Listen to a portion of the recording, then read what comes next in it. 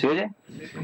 Muy bien, muy buenas tardes, excelentísimas autoridades civiles y militares, queridos socios y miembros de la Junta Directiva del Club de la Constitución, queridos amigos, señoras y señores. Esta tarde estamos aquí reunidos para celebrar ya la última sesión del ciclo correspondiente al curso académico, al año académico 2017-2018 del Club de la Constitución. Concretamente, además del ciclo que hemos dedicado con motivo del 40 aniversario de la promulgación de la Constitución española, pues justamente un ciclo dedicado a tratar temas ligados con la Constitución y con España. Hemos tratado temas relacionados con la economía, con la educación. Empezamos el ciclo con la conferencia de la señora presidenta del Congreso de los Diputados, doña Ana Pastor, en esta misma sala, en enero de este año, y nos parecía que era muy oportuno terminar con una mesa redonda cuyo título se llama Constitución y Fuerzas Armadas. Antes de seguir, quiero en primer lugar agradecer al Ilustre Colegio de Arquitectos el que nos haya cedido generosamente esta sala para poder celebrar este acto. Y quiero también disculpar al decano del Colegio de Arquitectos, don Luis Martínez Cañas, porque no puede esta tarde estar con nosotros y acompañarnos como hubiese sido su deseo. Este año, pues la casualidad ha hecho que casi todas las sesiones del club coincidieran con una situación, un aspecto puntual, y en algunas de ellas pues coincidimos con las elecciones a Cataluña. En otras hemos coincidido también cuando el Parlamento catalán pues proclamó inadecuadamente e ilegalmente la República Catalana, y hoy coincidimos pues con la toma de posesión del nuevo gobierno que, como todos ustedes bien saben, pues se ha formado consecuencia de la moción de censura que propuso y que ha ganado el señor Sánchez, como bien conocen y como además permite nuestra Constitución. Así que, bueno, han sido casualidades, y eso pues también puede dar, como dice un buen amigo mío, un poco de vidilla al coloquio posterior, si es oportuno o si es necesario, como vea el moderador. Yo solamente quiero de nuevo agradecer a todos ustedes su presencia. El Club de la Constitución es un foro de amigos, un foro de sociedad civil que, como ustedes bien conocen la gran mayoría, pues su objetivo, su interés es discutir, debatir, hablar, divulgar los valores constitucionales, lo que nos decía doña Ana Pastor, el espíritu constitucional, que creo que es necesario más que nunca en estos últimos tiempos. Bien, sin más, para no retrasar innecesariamente la sesión, le voy a pasar la palabra a don Rafael López Cantal, quien hará la presentación de los ponentes y procederá a continuación a moderar tanto la mesa redonda como el posterior coloquio. Cuando quiera. Muchísimas gracias.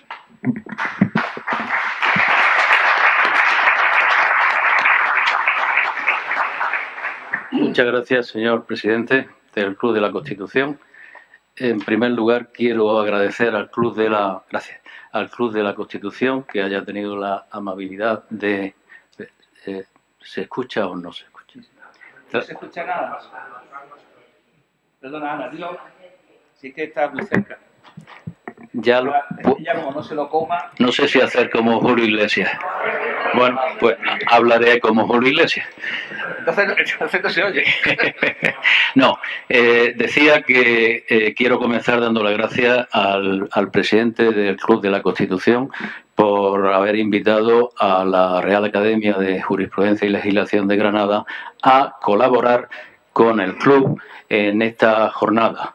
una colaboración que se ha hecho extensiva también a un viejo socio y conocido de actividades culturales de la Real Academia, que es el Mando de Adiestramiento y Doctrina del Ejército de Tierra, a cuyo teniente general saludo cordialmente, igual que saludo a todas las autoridades y personas aquí asistentes.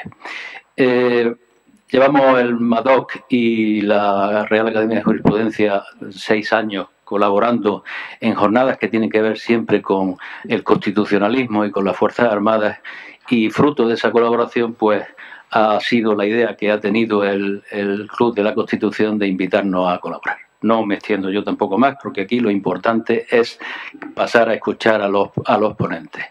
El título de las jornadas, Constitución y Fuerzas Armadas, puede inducir al error de pensar que solo nos vamos a referir, o se van a referir los ponentes, a la Constitución vigente. Sin embargo, vamos a arrancar la intervención de los ponentes con unas perspectivas históricas.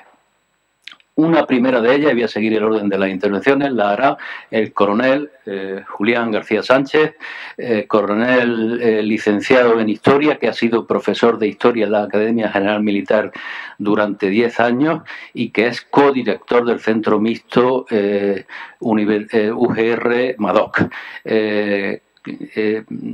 Nos hará un repaso casi telegráfico, porque son bastantes las constituciones, supongo que arrancará de la de 12, de la de 1808, que durante estos siglos últimos ha tenido España. Hará un recorrido sucinto, aproximadamente la duración de las intervenciones será de un cuarto de hora, a lo largo de todas las constituciones, subrayando, resaltando el rasgo que las define en orden a los valores que vamos a contemplar a lo largo de la mesa redonda. A continuación, y también desde una perspectiva histórica, intervendrá don Alejandro Martínez Díez, que es profesor titular de Historia del Derecho de nuestra Facultad de Granada, de la que a su vez es vicedecano de Ordenación Académica. Él se referirá a un artículo trascendental de nuestra Constitución, que es el artículo 62, letra H, que se refiere al rey como jefe supremo de las Fuerzas Armadas y sus antecedentes históricos. Y ya terminada esa perspectiva historicista, la tercera de los ponentes en orden, digo, de intervención, será la profesora magistrada doña Elisa Pérez Vera, que fue catedrática de Derecho Internacional Privado de nuestra universidad, que fue la primera mujer rectora de una universidad española, la Universidad de Instancia, que fue presidenta del Consejo Consultivo de Andalucía, que fue magistrada del Tribunal Constitucional, que es miembro numerario de la Real Academia de Jurisprudencia y Legislación de Granada, y tantas cosas más. Ella nos hablará de la Constitución vigente, cómo regula el papel de las Fuerzas Armadas, y ya no solo la propia Constitución, sino alguna normativa posterior que ha ampliado su campo de actuación.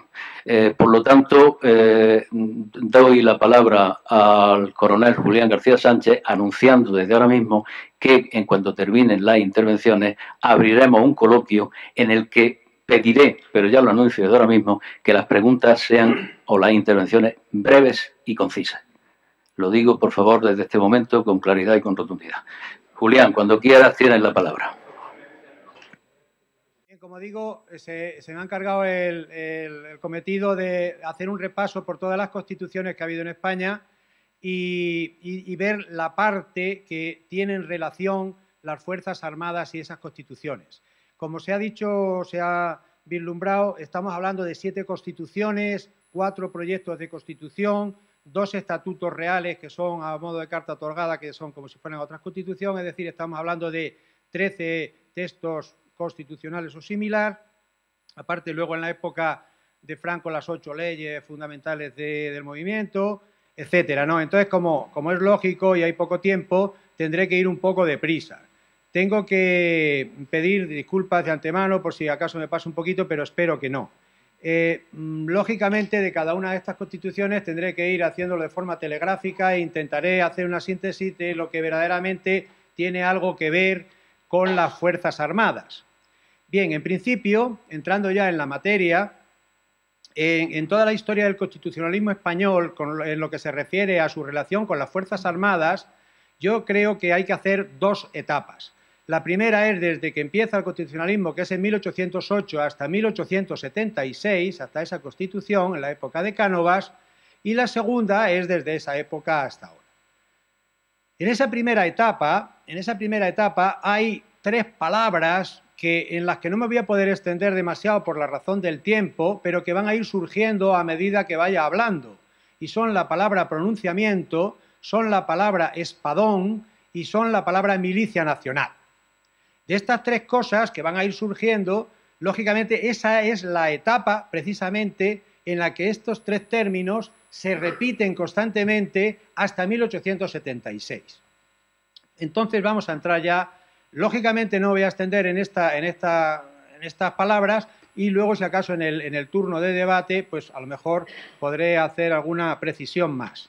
Bien, el primer texto constitucional que tenemos que analizar, aunque no es una constitución como tal, sino una carta otorgada, es el Estatuto de Bayona, que la otorga José I, en su nombre Napoleón, en el transcurso de la Guerra de la Independencia, lógicamente en 1808. Es una carta otorgada al modo de una concesión, por decirlo así, real, no es una constitución como tal, sino simplemente pues de forma agraciable el rey José I otorgaba algunos privilegios a sus súbditos, pero lógicamente no había ninguna separación, ni soberanía nacional, ni nada de eso.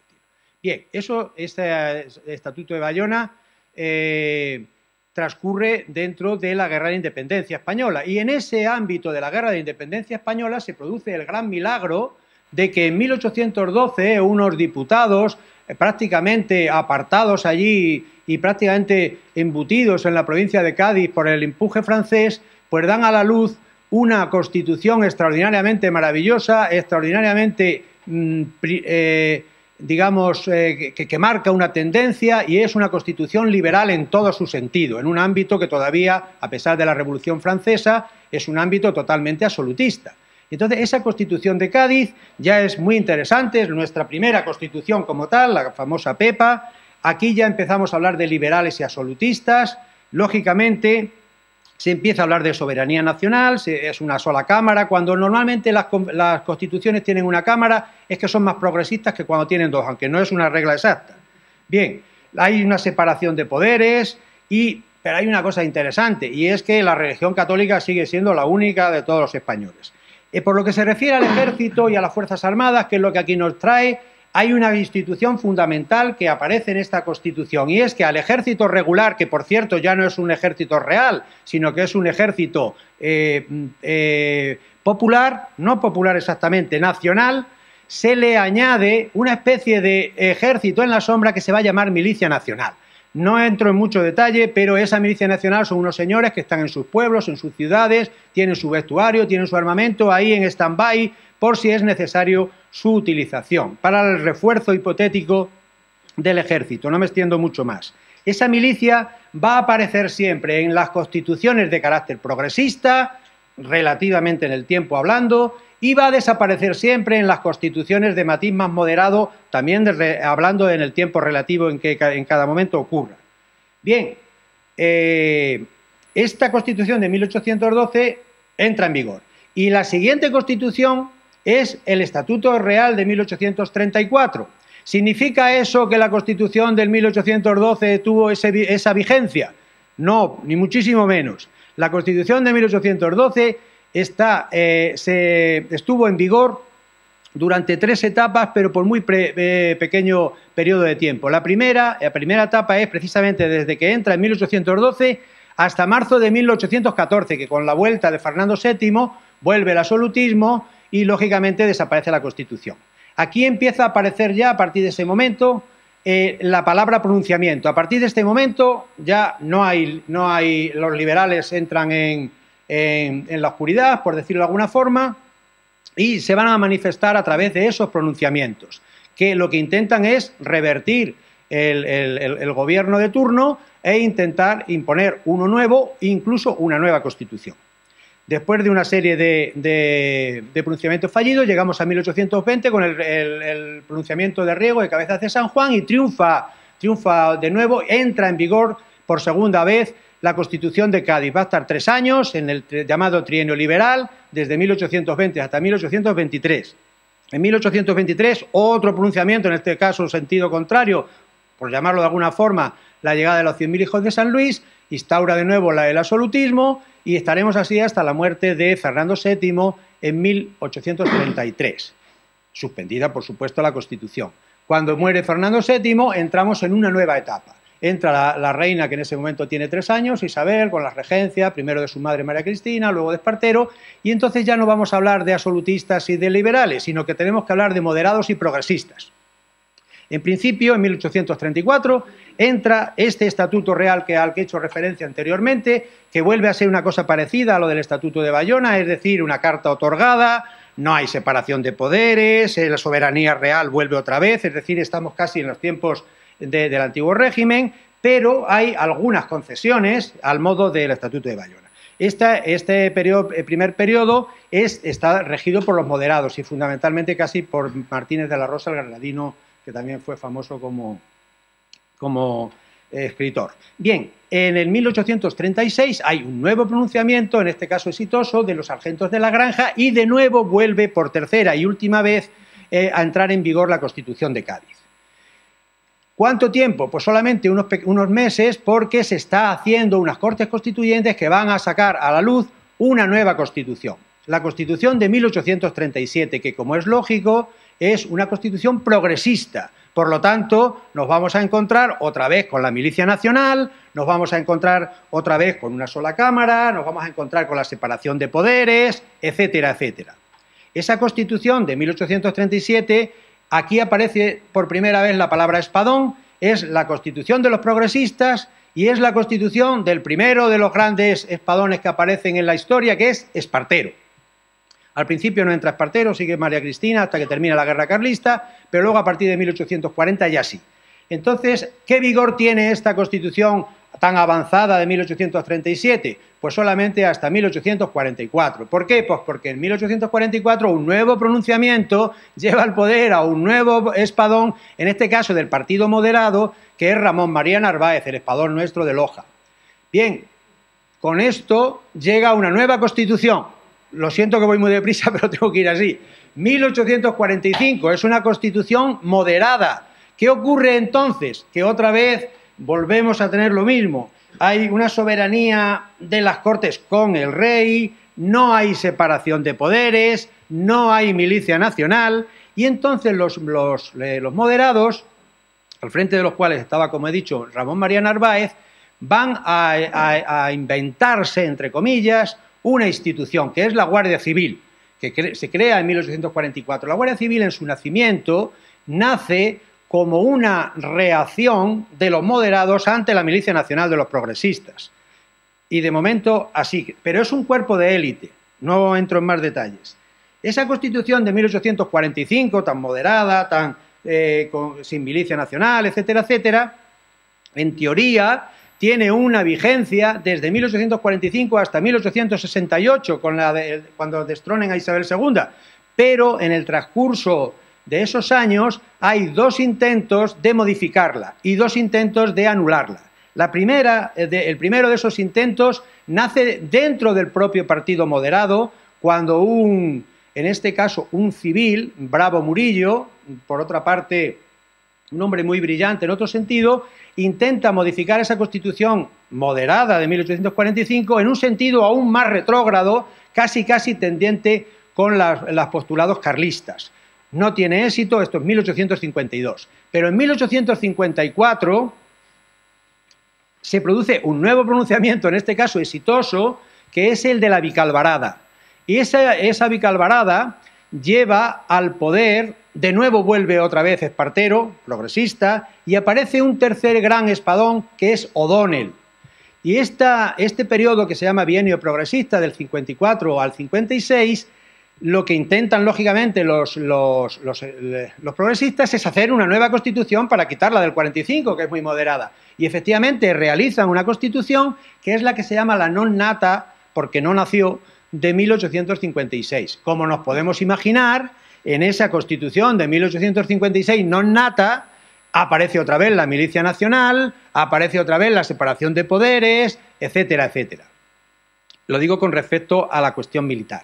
Pero hay una cuestión muy interesante que tengo que decir, y es que el duque de Ahumada fue el primer director de la Guardia Civil durante toda la década moderada. Pero en 1855, cuando entran los progresistas, es sustituido por un general que se llama Facundo Infante. Y Facundo Infante, en principio, quiere terminar con la Guardia Civil, pero luego se da cuenta de su gran utilidad y, a pesar de que se instaura la milicia nacional, se quiere instaurar, porque no llegó a nacer esa Constitución, dice que la Guardia Civil tiene que continuar.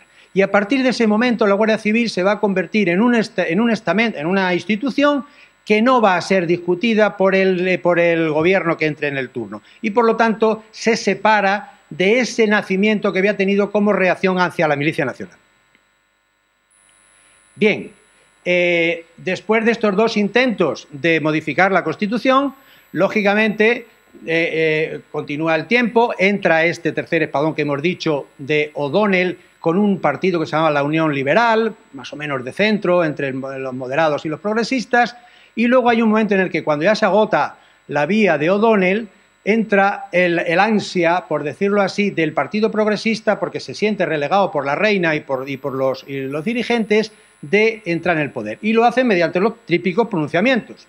Después de 2 o 3 pronunciamientos fallidos, Villarejo de Salvanés, Cuartel de San Gil, etcétera, se ponen de acuerdo con los restos de la Unión Liberal y con el Partido Demócrata, o sea, entre comillas, republicano, y derrocan definitivamente a Isabel II en otro pronunciamiento, que en este caso tiene el nombramiento rimbombante de revolución, porque triunfa la revolución gloriosa, termina, por tanto, el reinado de Isabel II. Entra otra Constitución, que es la Constitución de 1869. Esta es la Constitución que tendría que haber sido la Constitución de Prim, o otro espadón, pero, como sabemos, este periodo quedó truncado precisamente por el propio asesinato de Prim, prácticamente recién instaurado la monarquía de Amadeo Saboya. ¿Por qué digo? La Constitución de 1869 es, como es lógico, la primera que tiene la denominación, según los juristas, de Constitución democrática, como si fuera un nivel más de las otras eran liberales. Esta es democrática, un nivel más de perfeccionamiento desde el punto de vista de avanzar. Es una Constitución en la que, lógicamente, vuelve a la soberanía nacional, se instaura el sufragio universal masculino, de momento, 2 cámaras, a pesar de que es avanzada, y separación de poderes. Este periodo de tiempo, como digo, podríamos llamar a la Constitución de Prim, pero como Prim muere, enseguida aparece por ahí, por el horizonte, otro espadón muy famoso, que es el general Serrano. Pero este periodo de tiempo en el que tenía que entrar en vigor la Constitución del 69, que, por cierto, aunque tuvo poco vigor, parece ser que hubo durante el periodo de tiempo de su vigencia una serie de leyes que han permanecido mucho en el tiempo y que, por ejemplo, pues tengo aquí escrita el del Poder Judicial, la de hipotecaria, el matrimonio civil, etcétera, etcétera. Bueno, eso ha permanecido. La vigencia de la Constitución de 1869, avísame cuando queden 5 minutos. La vigencia de la Constitución de 1869 es escasa. ¿Por qué? Porque además, y además tuvo poca relevancia desde el punto de vista práctico, porque va a estar en vigor durante el famoso sexenio revolucionario o democrático. En ese sexenio, desde 1868 al 74, aquí en España hubo una monarquía constitucional de Amadeo, una primera república, una república presidencialista de Serrano, otra semipensionista, también de Serrano, y aderezado todo por 3 guerras, la guerra de Cuba, primera fase, la guerra cantonal y la tercera guerra carlista. En ese ámbito, como nos podemos imaginar, poco podría prosperar. Aún así, en la época de la Primera República, en 1873, se intentó lanzar una nueva Constitución, que lógicamente se quedó en proyecto, la Constitución de 1873. Nos podemos imaginar soberanía nacional, separación de poderes, milicia nacional, que entonces no se llamaba milicia nacional, entonces se llamaba voluntarios de la República, pero es lo mismo.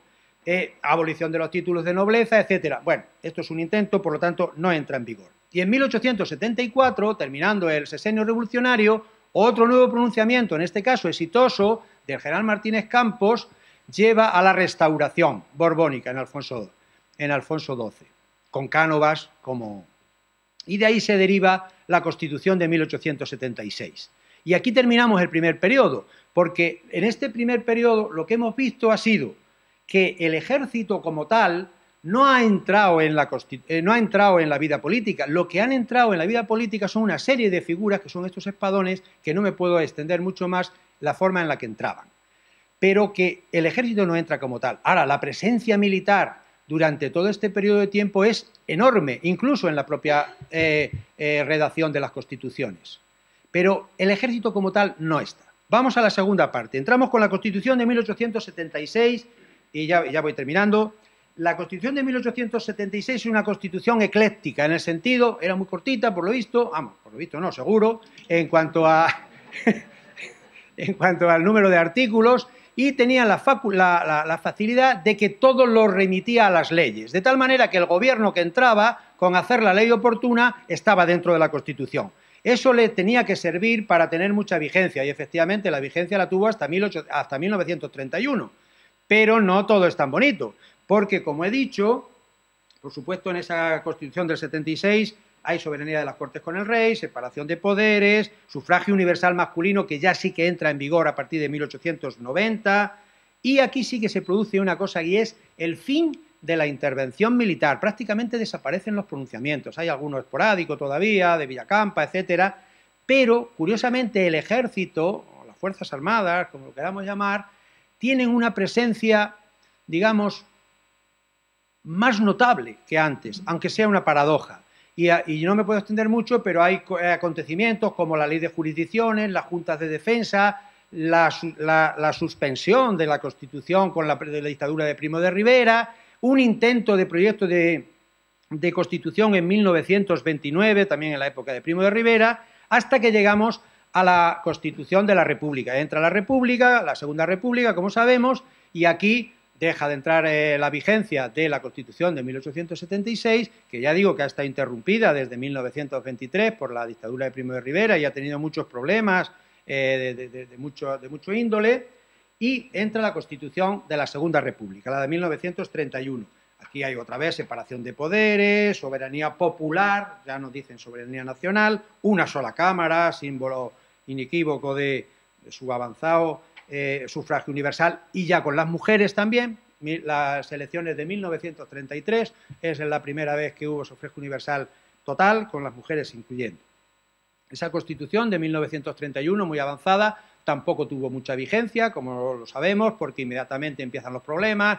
Primero en el 34 la Revolución de Asturias, de Cataluña, la Guerra Civil en el 36, en una parte de España entra en vigor, en la otra no, etcétera, etcétera, y llegamos a 1939, en el que, lógicamente, pues ya no tiene vigor.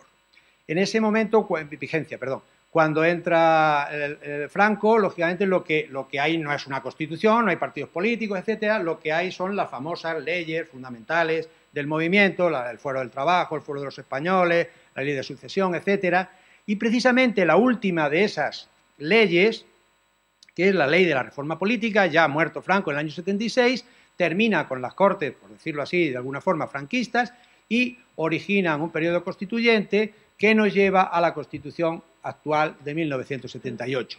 Lógicamente, como va a hablar Elisa Pérez Vera de la Constitución del 78, yo no voy a decir absolutamente nada porque entonces seguramente haría el ridículo. Entonces, lo que ya hemos hecho el recorrido, tengo que concluir recordando esos dos periodos, entre 1808 y 1876, con muchos pronunciamientos, la aparición de los espadones, es decir, la intervención de militares exitosos en la política como presidentes de los partidos y de los gobiernos, pero no una intervención global del ejército, hasta el punto de que por muchos tratadistas se considera que el ejército fue el introductor del liberalismo en España. Bueno, es un poco exagerado. Y luego la segunda parte, desde 1876 hasta la del 78, en 1978, no hay una intervención, no hay pronunciamientos, aunque todavía queda alguno, y la llegada de la dictadura de Primo de Rivera se puede considerar también de alguna forma un pronunciamiento. Bueno, no hay pronunciamiento, pero sí hay una intervención de las Fuerzas Armadas como conjunto que se manifiestan en esa ley de jurisdicciones, juntas de defensa, etcétera, etcétera. Y luego ya llegamos, incluso podría decir que hay una tercera etapa, que es desde la Constitución de 1978, en la que el Ejército queda totalmente supeditado a las decisiones del poder político. Muchas gracias.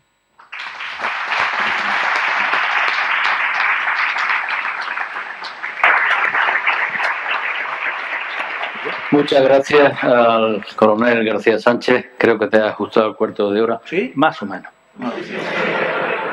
¿Cuánto? Más o menos, aproximadamente. Tiene la palabra el profesor Martínez Díaz. Muchísimas gracias. Buenas tardes.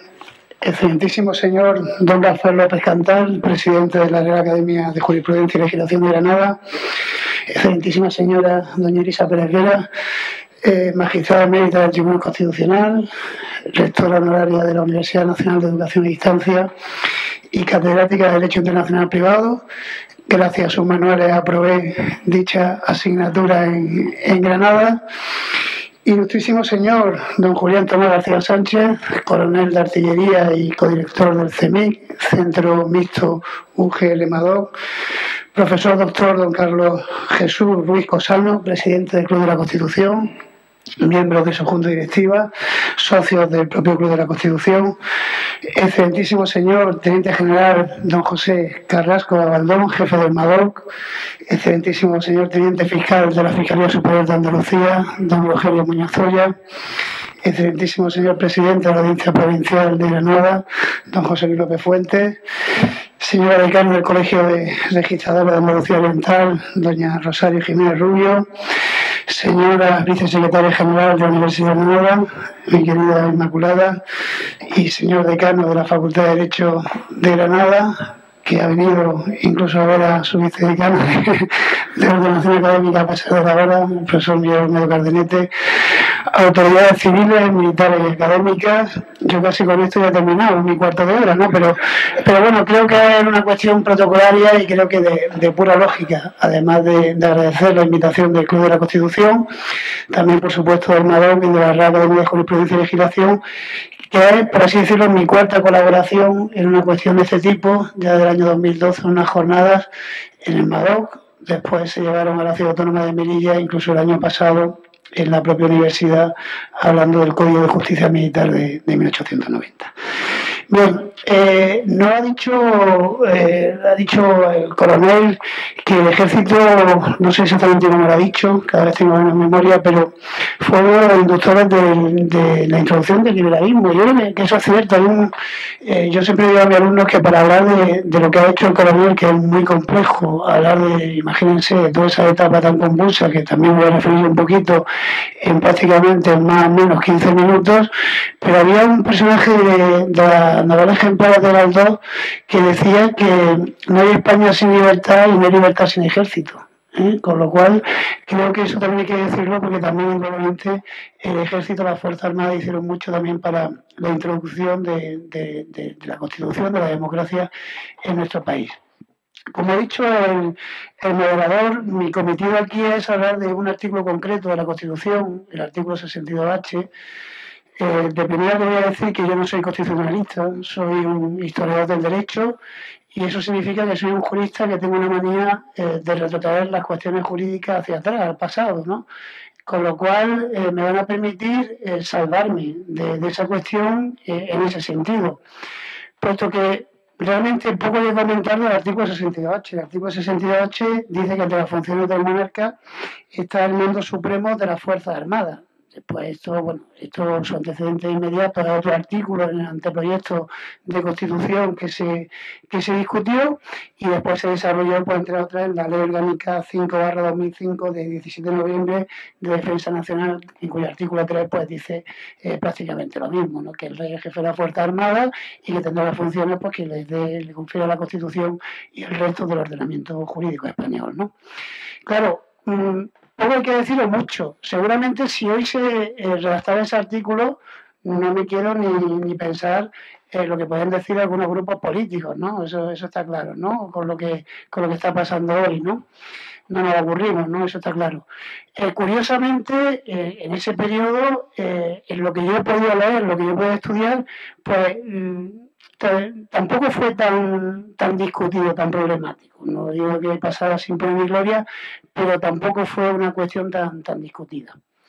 Está claro que si esta mesa redonda se llama Fuerza Armada y Constitución, me van a permitir meter en Fuerza Armada a la corona, al rey, puesto que ese artículo dice que el rey es el jefe supremo de la Fuerza Armada. Con lo cual, damos un pasito más, si me lo permiten, rey, Fuerza Armada y Constitución. La corona obviamente tiene un papel fundamental en nuestra Constitución actual, artículo 1.3, ¿no? La forma de nuestro Estado es la monarquía parlamentaria, con lo cual ahí ya tiene reflejo la propia corona. Y la Fuerza Armada también, artículo 8, ¿no? La Fuerza Armada constituida por el Ejército de Tierra, la Armada, el Ejército del Aire, etcétera, pues tiene una serie de funciones que garantizar la soberanía y la independencia de España, defender su integridad territorial y el orden constitucional. O sea, que tampoco es poco, ¿no? Pero bueno. Con lo cual, Rey y Fuerzas Armadas tienen un papel activo, protagonista en la Constitución española actual de 1978. Tradicionalmente, la jefatura de la Fuerza Armada se la daba al jefe de Estado. De hecho, por ejemplo, la propia Constitución, artículo 56, dice que el rey es el jefe de Estado, con lo cual ahí seguimos un poquito la tradición.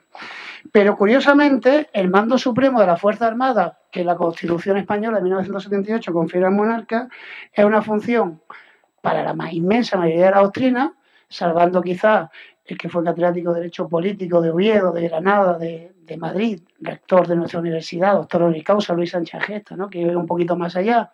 O, por ejemplo, un destacado político detrás de las Cortes, Herrero de Miñón, en un famoso artículo también en la revista Derecho Político. Pero normalmente la doctrina dice que el mando supremo de las Fuerzas Armadas que confiere la Constitución al monarca es una función meramente formal y honorífica, es decir, como ha dicho algún autor, sin poderes reales y efectivos. ¿Por qué? Pues, en primer lugar, por dos cuestiones. Por la irresponsabilidad de los actos del propio monarca. El monarca no tiene responsabilidad por sus funciones, por sus actos, puesto que tienen que ser refrendados por las personas competentes, es decir, el jefe del gobierno o los ministros. Y además, ahora más ministros todavía, ¿no? Pero bueno. Y además, puesto que el poder ejecutivo corresponde al gobierno. Es decir, el gobierno es el que dirige la administración militar y la defensa del Estado. Cuestión que antes, y ahora lo vamos a ver, no ocurría a lo largo del siglo XIX, en donde el monarca no solo era, en algunas constituciones, muy pocas, en dos solo históricas, el jefe supremo de la Fuerza Armada, sino que además tiene una vinculación mucho más estrecha porque en ese momento el rey también era el titular del Poder Ejecutivo. Pero bueno, ¿qué pasaba antes? Yo, no se asusten, no voy a ir ni a la época romana, ni a la época visigoda, con el oficio palatino, la Casa del Rey, ni por supuesto a la compleja época medieval, al alto medievo, al bajo medievo. Pero hay que decir, por dar un apunte histórico, o un apunte histórico-jurídico un poquito más destacado, que la transformación de esos ejércitos que había en la época medieval al ejército de reales, a los ejércitos del rey, que es como se llama, que comienza en España a partir de los reyes católicos. Los reyes católicos son los que van a transformar esos ejércitos feudales en ejércitos reales. Pero eso ocurre en el antiguo régimen, en el inicio del antiguo régimen que es la más llamada para mí época moderna, o dicho en palabras del malogrado Tomás y Valiente, la época de la monarquía absoluta. Es decir, dicho en palabras de azucarillo de un café por el rey sol francés, el Estado soy yo. ¿No? Que me imagino que eso no lo diría, pero bueno, diría en todo caso, como siempre digo a mis alumnos, qué calor hace, ¿no? En Versalles con la peluca. Pero bueno, se dice tradicionalmente el Estado soy yo. Bueno, esa frase también habría que matizarla mucho, pero obviamente el rey lo es todo. La soberanía radica en el rey y el rey es el titular de los que hoy tradicionalmente llamamos la división de poderes de Montesquieu, el poder ejecutivo, el poder legislativo y el poder judicial. Bueno, pues el ejército es una función más, una dimensión más del monarca. Y obviamente su fuerza la va a cobrar a través del ejército. Obviamente esa cuestión ya se empieza a ver discutida, ese gobierno de la monarquía absoluta en donde el rey controla absolutamente todo.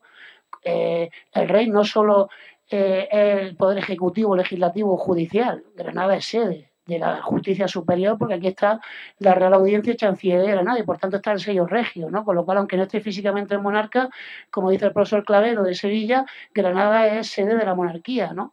Por así decirlo. Pero el rey además controla el comercio, el rey además controla la universidad, las reformas de Felipe V, las reformas de Carlos III y además el rey también controla el ejército. Bueno, pues a partir de finales del siglo XVIII, pero sobre todo esas transformaciones tienen lugar a partir del siglo XIX, se va a pasar de ese ejército real, como ha dicho el coronel, a un ejército nacional. ¿Y por qué se pasa del ejército del rey a un ejército de la nación? Pues porque la soberanía antes residía en el rey y ahora, Constitución de Cádiz, la soberanía reside en la nación. Y esa transformación lo hace la Constitución de Cádiz. Una Constitución de Cádiz que es efímera, como antes ha dicho el coronel.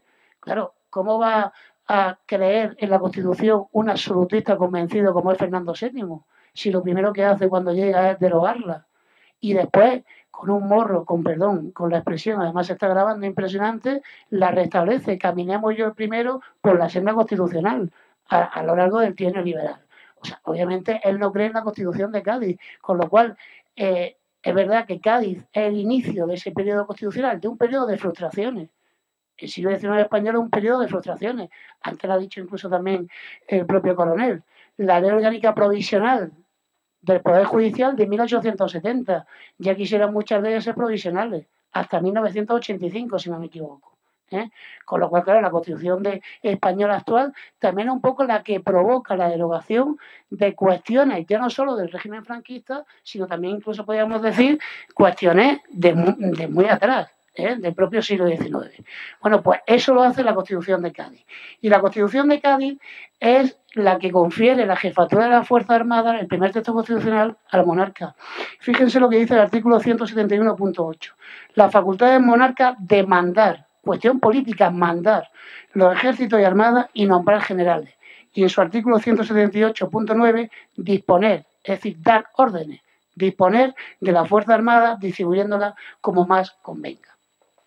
Obviamente, como he dicho, esto va a ser efímero, después llegará el Estatuto Real que obviamente al no haber un monarca, pues queda en el aire la cuestión de la jefatura de la Fuerza Armada. Después llegará también, como se ha dicho antes, las constituciones de 1837, reforma la de Cádiz, la de 45, reforma del 37 y la progresista del 69, democrática, pero por el catálogo de derechos fundamentales que incluía, pero aquí falta el mando supremo de la Fuerza Armada. ¿Pero por qué? Pues porque el trono está ocupado por una mujer. Y para la mentalidad de la época, obviamente, me van a entender ustedes perfectamente que no se le puede conferir esa jefatura a la mujer. Ya no vamos a hablar de la vida privada, que por supuesto tiene todo el derecho del mundo de esa mujer. Pero está claro que eso es así. Y después llega la Constitución de 1876, que es la que vuelve a conferir la jefatura de la Fuerza Armada, igual que ocurre en 1812 al monarca. Artículo 52. Tiene el mando supremo del Ejército y Armada y dispone de las fuerzas de mar y tierra. Y esa Constitución después desarrollada, por ejemplo, por la Ley Constitutiva del Ejército de 29 de noviembre de 1878, en cuyo artículo 4 lo que se hace es desarrollar ese artículo 56 de la propia Constitución. El mando supremo del Ejército, así como el de la Armada y la facultad de disponer de las fuerzas de mar y tierra, corresponden exclusivamente al Rey con arreglo al artículo 52 de la Constitución. Obviamente, si nos vamos otra vez para atrás, desde la muerte de Fernando VII prácticamente hasta la restauración, 1875, el ejército español va a ser prácticamente el ejecutor del cambio político que se va a producir. Con honrosas excepciones o con excepciones, si se puede decir así, la presidencia del Consejo de Ministros de 1840 hasta 1872, fíjense, Espartero, Rodil, Narváez, Soto, Roncalli, Lersundi, O'Donnell, Gutiérrez de la Concha, Serrano, Prim. Con lo cual, la presencia y el protagonismo del ejército es más que patente. Seguramente utilizados por los partidos, moderado progresista seguramente, que van a utilizar los militares, como casi siempre suele ocurrir, a su antojo. Dos protagonistas, también se ha dicho antes Narváez, ¿no? El que suprime la milicia nacional, el que crea la Guardia Civil, o que, por ejemplo, abre el Senado también a los mandos militares, ¿no? Y un poco, en 1845, reduce las funciones del ejército a 3: la intervención exterior, la defensa del territorio nacional o, por ejemplo, la salvaguarda del ordenamiento político o público interno. Después, obviamente, llegará la gloriosa, la Revolución del 68, con el destronamiento de Isabel II. Hombre, llegan también acontecimientos bastante destacados, convulsos, como la proclamación de la Primera República. Pero después llega otra vez la restauración monárquica a cargo del general Martínez Campos y, por tanto, la vuelta al monarca a la corona de un Borbón de Alfonso XII. Y ahí la figura de Cánovas, del malagueño asesinado en el balneario, va a ser clave. Él es el que va a diseñar una política militar para la restauración, basada en una serie de puntos muy concretos. 1. Confiere el empleo de capitán general al monarca. 2. Dota el papel político institucional a la Fuerza Armada. 3. Va a conceder una amplia autonomía interna a los ministros de Guerra y Marina. Y, en último lugar, va a restringir determinados derechos políticos individuales a los profesionales del ejército. Además, Cánovas va a ser atraído por la figura del rey soldado, por el modelo prusiano, por el modelo alemán, ¿no? En donde la cabeza institucional de los ejércitos va a ser el propio monarca, en una significación como rey soldado y jefe supremo del ejército. Bueno, pues si llevamos eso a la imagen del rey Juan Carlos, se identifica completamente. El rey Juan Carlos va a tener un título ficticio que nunca ha existido, el de Príncipe de España. Sabemos todos, ¿no? Un poco en la configuración histórica de España: Corona de Castilla, Príncipe de Asturias; Corona de Aragón, Príncipe de Gerona; Reino de Navarra, Príncipe de Viana, ¿no? Después, con el Real Decreto, yo no me acuerdo de qué año es, el Ducado de Montblanc, en fin, etcétera. Una serie de títulos para el heredero de la corona española. O sea, el Príncipe de España nunca ha existido, es un invento del dictador del general Franco. Pero bueno, el rey Juan Carlos, como Príncipe de España, es nombrado sucesor de Franco. Es decir, como sucesor del jefe de Estado en 1969, recibiendo la educación propia del rey soldado, del típico rey soldado, porque va a acudir a las más exquisitas y a las más prestigiosas academias militares. Muere Franco. Se produce la transición política en 1978 y, fíjense, el mismo día de la muerte, 20 de noviembre, Juan Carlos va a ser elegido, designado como capitán general del Ejército de la Armada y del Ejército del Aire. Y poquitos días después es proclamado rey de España. El 22 de noviembre de 1975, si no me equivoco. Es proclamado rey, es el sucesor, es el jefe de Estado, con lo cual le corresponde el ejercicio del mando supremo de los ejércitos de tierra, mar y aire, como también estipulado el artículo 6 de la Orgánica del Estado del 10 de enero de 1967. El jefe de Estado, punto suspensivo, ejerce el mando supremo de los ejércitos de tierra, mar y aire y vela por la conservación del orden público en el interior y de la seguridad del Estado en el exterior. Por tanto, para terminar, ¿cuáles son las competencias que las constituciones históricas atribuyen al monarca? La vamos a agrupar en 4 categorías. Ejecutiva, el mando del ejército, en la Constitución de 1812 y 1876. Administrativa, nombramiento de los generales, lo dice la Constitución de Cádiz. Confiere empleo y concede ascensos militares, 12, 37, 45, 69 y 1876. Tercer grupo de funciones, operativas, dispone de la Fuerza Armada y distribución de la misma en esas mismas 5 constituciones. Y, en último lugar, política, la declaración de guerra y la ratificación de paz, dando cuenta documentada y con posterioridad a las propias Cortes, en esas mismas 5 constituciones. No voy a hablar de las competencias atribuidas en relación a las Fuerzas Armadas por las Cortes, puesto que no me quiero alargar. Por tanto, para finiquitar mi pequeña y modesta intervención, solo, aparte de la Constitución actual, que da la jefatura de la Fuerza Armada al monarca, solo hay 2 constituciones históricas que se la otorgan: Cádiz y 1876. Pero, ojo, con una vinculación mucho más estrecha en esas 2 constituciones históricas por el sencillo hecho de que el rey sigue siendo el titular del Poder Ejecutivo. Por ejemplo, en la Constitución de Cádiz, el artículo 14, el rey es el titular del Poder Ejecutivo, el que legisla es el rey y las Cortes, o sea, el rey todavía sigue teniendo un papel protagonista, pero obviamente hoy en día el titular del Poder Ejecutivo, el que dirige la administración militar del Estado, es el propio gobierno, como he dicho antes, en el artículo 97 del propio texto constitucional, que después va a ser desarrollado por la orgánica 6/80, en fin, modificada, etcétera, etcétera. Y también, último apunte, dicho casi desde el inicio, para la mayoría de la doctrina, la inmensa mayoría, con alguna honrosa excepción, esa función del rey como jefe de la Fuerza Armada, aunque también sobre esto se puede discutir por algunos acontecimientos más o menos actuales, o actuales no, contemporáneos, es una función honorífica y prácticamente corresponde al gobierno hacer esa administración militar del Estado. Militar del Estado, sí. Muchísimas gracias por su atención.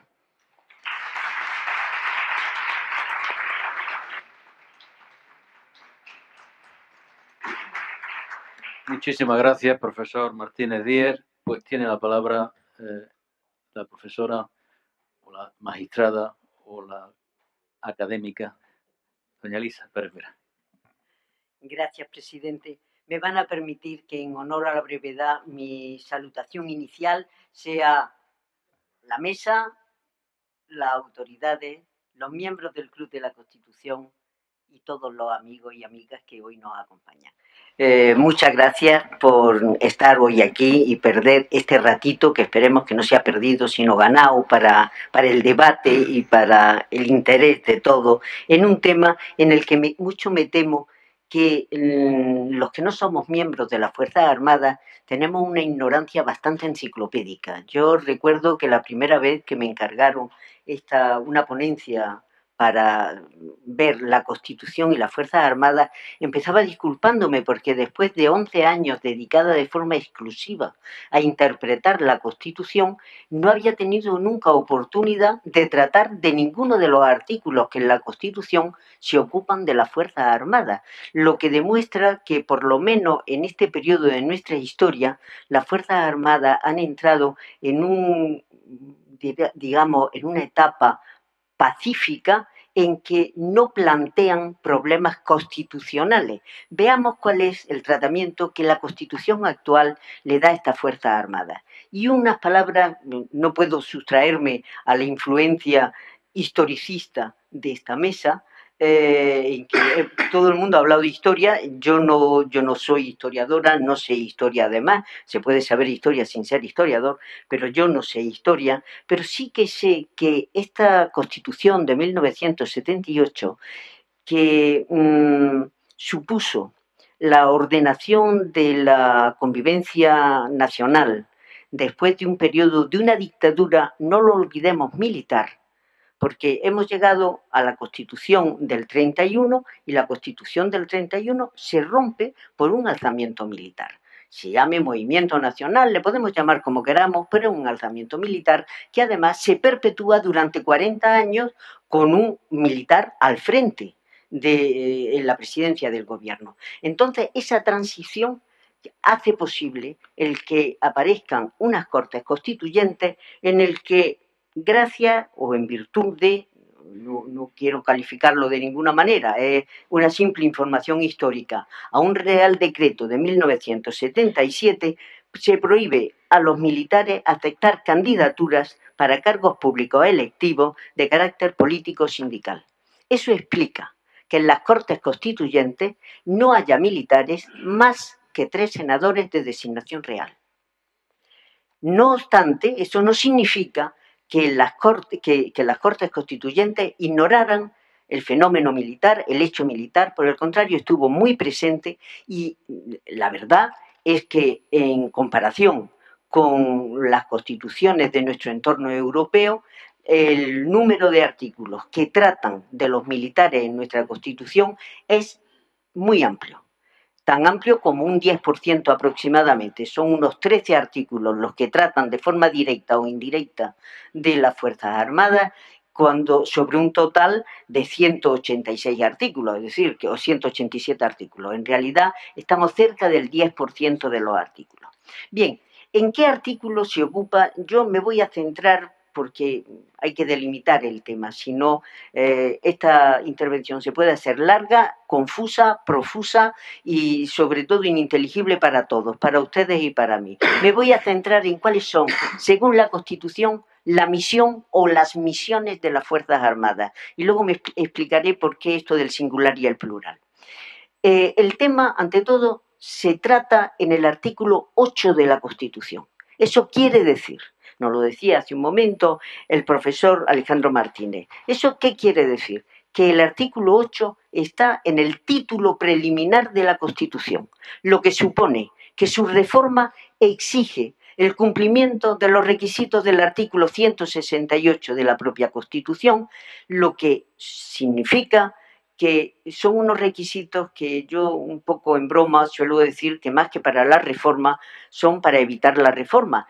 Son prácticamente, no diré que imposibles de reunir, pero muy difíciles de reunir. Es de las constituciones que en este núcleo duro de los temas que exigen la reforma del 168 es una constitución muy rígida. No diremos que es inamovible, porque no es inamovible, pero es muy, muy rígida, a diferencia de lo que ocurre en otros países de nuestro entorno. Pues bien, el artículo 8 de la Constitución dijera quiénes se formaban las Fuerzas Armadas y cuáles eran sus misiones, fue un tema debatido, ampliamente debatido en las Cortes Constituyentes. No el contenido del artículo, que el contenido del artículo, como dice López Garrido, estaba consensuado férreamente y no se quería abrir para nada el debate sobre cuál era el cometido de las Fuerzas Armadas. Ese no fue un tema de debate. Se discutió si debía de estar en el título preliminar o, por el contrario, debía de estar en el título cuarto que trata del gobierno y la administración. El miedo de algunos era que, situado en el título preliminar, en donde se dice están los cimientos y los fundamentos del orden político constitucional, las Fuerzas Armadas quedaran sustraídas de alguna forma a la acción de los otros poderes del Estado, es decir, del Poder Ejecutivo, del Legislativo e incluso del Judicial. Creo que estos eran temores que tienen más que ver con la historia, incluida la historia reciente en 1978, me refiero, ahora ya no es tan reciente. Para muchos de los más jóvenes que hay aquí, pues es tan antiguo casi como Isabel la Católica, pero quiero decir, para la historia reciente en el 75, efectivamente esos temores yo entiendo que estaban justificados, aunque la lectura de la propia Constitución debía de haber hecho que se disiparan rápidamente. Pero más allá de las circunstancias del momento, se ha dicho, incluso algún autor ha escrito, que se intentó halagar a las Fuerzas Armadas, puesto que se las sometía al poder civil. Dijo, bueno, pues los ponemos aquí en el sitio más preeminente dentro de la Constitución. Yo creo que hay que ir un poquito más allá y ver que si las misiones de las Fuerzas Armadas justifican el que estén en el título preliminar. Y yo le digo desde ya que, en mi opinión, esas misiones son de tal envergadura que indudablemente justifican el que estén en el título preliminar. Un título preliminar que debemos de recordar también trata de los partidos políticos, de los sindicatos, de las asociaciones empresariales. Hombre, si nadie discute que los sindicatos y los partidos políticos estén en el título preliminar, me parece que es realmente cicatero pretender que las Fuerzas Armadas tienen que estar en el capítulo referido en el título cuarto sobre el gobierno y la administración, porque es la forma de que no piensen que están excluidos del gobierno y la administración. Nada de eso se justifica con la lectura hoy de la Constitución, y creo sinceramente que son recelos, recelos que obedecen a un momento histórico que hoy no se plantearía. Pues bien, este artículo, lo que es curioso es que es posiblemente el artículo que tiene un origen más directo en una ley orgánica del régimen franquista. Es el artículo 37 de la Ley Orgánica del Estado de 1967. en que prácticamente se dice cuáles son las misiones de las Fuerzas Armadas, son las mismas en 1967 que en 1978. Perdonen, siempre me equivoco y siempre digo 76. Si alguna vez lo digo, no crean que es que he dado un salto atrás en la historia, es que no sé a qué obedece ese lapsus que reproduzco una y otra vez. Bien, hay sin embargo dos diferencias básicas entre la ley orgánica del Estado y la Constitución, el artículo 8 de la Constitución, en el plano subjetivo y en el plano objetivo. En el plano subjetivo dejan de formar parte de las Fuerzas Armadas los cuerpos de seguridad del Estado. Los cuerpos de seguridad del Estado, a partir de la Constitución, no son parte de las Fuerzas Armadas. Y en el plano objetivo, deja de tener encomendadas las Fuerzas Armadas la seguridad nacional. La seguridad interna es algo que corresponde a los cuerpos y fuerzas de seguridad del Estado, como nos recuerda el artículo 104 de la Constitución, que dice que tienen la misión de proteger el libre ejercicio de los derechos y libertades y garantizar la seguridad ciudadana. Esto significa que fuerzas de orden público y fuerzas armadas son una realidad separada. Es Constitución, en teoría sí, están separadas, pero la actuación conjunta no solo puede, sino que debe darse en la práctica, y se da en la práctica. Simplemente piensen en todas las situaciones de emergencia nacional, en todos los riesgos de terrorismo, etcétera, etcétera. Siempre la cooperación es algo que existe entre las Fuerzas Armadas y las fuerzas y cuerpos de seguridad del Estado. Pero, ¿cuáles son estas misiones? Que he dicho, son básicamente las mismas y que además se puede decir que constituyen la definición objetiva en cualquier constitución, son las misiones de las Fuerzas Armadas. Pues son garantizar la soberanía e independencia de España, y yo creo que esa sería la misión en singular, de donde se señalan dos aspectos peculiares. Una, la integridad territorial, defensa de la integridad territorial. Dos, defensa del ordenamiento constitucional. Es decir, se entiende que la defensa, la misión de las Fuerzas Armadas es garantizar la soberanía y la independencia de España, y al mismo tiempo, y por ello mismo, diríamos, por una parte, defender la integridad territorial de España, por otra parte, defender el ordenamiento constitucional español. Por eso les decía, yo no tengo muy claro que sea más correcto hablar de misiones que de misión. Creo que es una sola misión con aspectos distintos, y esto me lleva al otro tema que se ha planteado teóricamente y que tiene su importancia también desde el punto de vista práctico. Esta enumeración es una lista cerrada, estamos ante un numerus clausus, el ejército solo puede hacer eso que dice la Constitución, o por el contrario, se pueden encomendar a los ejércitos otras funciones que sean constitucionales, que estén dentro del marco de la Constitución, tanto por las Cortes como por el Gobierno de la Nación. Bien, aquí hay dos tendencias, como en todo. Uno opina que se trata de una enumeración abierta. Por ejemplo, el profesor Cámara dice: no encuentro ningún argumento en la Constitución que me impida aceptar que las Fuerzas Armadas puedan hacer otros cometidos, además de los que se le encomiendan en el artículo 8. Por mi parte, a pesar de que lo poco que yo sepa de estos temas se lo debo al profesor Cámara, vaya esto por delante, yo me sitúo entre los que creen que no es necesario decir que hay que añadir misiones. Desde la perspectiva que antes me refería, yo creo que es una sola misión que tiene muchísimas manifestaciones, manifestaciones que residen, en definitiva, en una interpretación de qué sea la defensa nacional.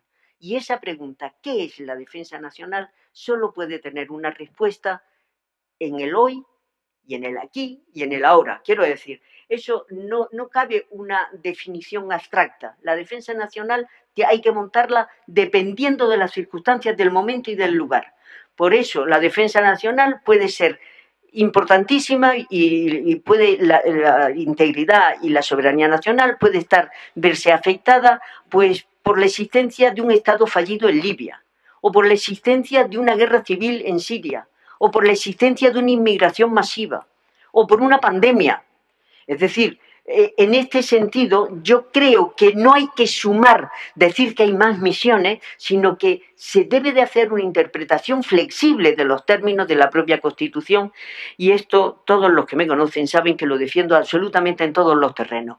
Creo que las constituciones, cuanto menos se toquen, mejor, pero que hay que hacer una interpretación dinámica, flexible de las constituciones. Y cuando esto no sea posible, entonces sí. Entonces, si realmente hay una fractura entre realidad y constitución, es el momento de hacer la reforma constitucional. Pero tomémoslo como grano de sal, no nos volvamos locos y digamos todo, venga, vamos a cambiar las constituciones como si volver al siglo XIX fuera algo divertido. Yo estoy convencida de que no, tal vez porque como mujer es mucho mejor estar en el siglo XXI. Es decir, aquí los varones tal vez no me entiendan tanto, pero las mujeres estoy segura de que todas sí.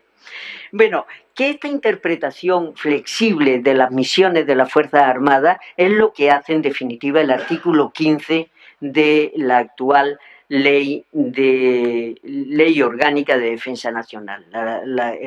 La ley es de 2005 y en el artículo 15 tiene una enumeración de funciones que yo creo que se pueden reconducir perfectamente a los términos del artículo 8.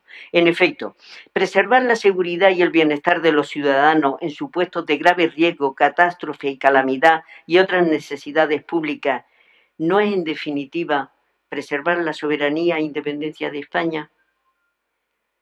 Defender el orden constitucional no es esto mismo. La defensa nacional en las misiones internacionales no es una forma de defender a España, porque la defensa de España hoy no puede olvidar que estamos en un mundo global y que en ese mundo global, más que nunca, cobran vida las palabras del preámbulo de nuestra Constitución, de que España quiere colaborar en el fortalecimiento de las relaciones pacíficas y en la eficaz cooperación entre todos los pueblos de la tierra. Yo creo que esas palabras del preámbulo constitucional son perfectamente,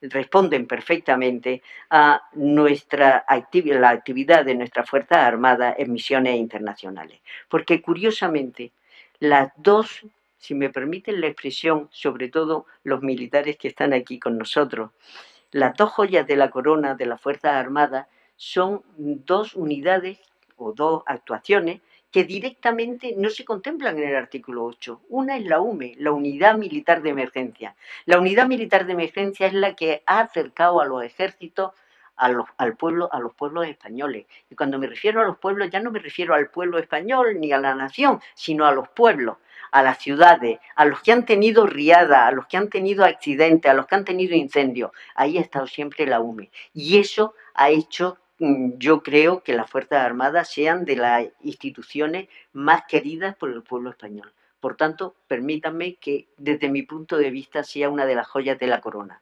La otra, las misiones internacionales. Las misiones internacionales que, no lo olvidemos, decide el gobierno, aunque tenga que recabar, siempre que no afecten directamente a la defensa de España, tenga que recabar autorización del Congreso de los Diputados. ¿Y cómo se hacen todas estas funciones? Solo una última consideración. ¿Quién tiene la facultad de disposición sobre las Fuerzas Armadas?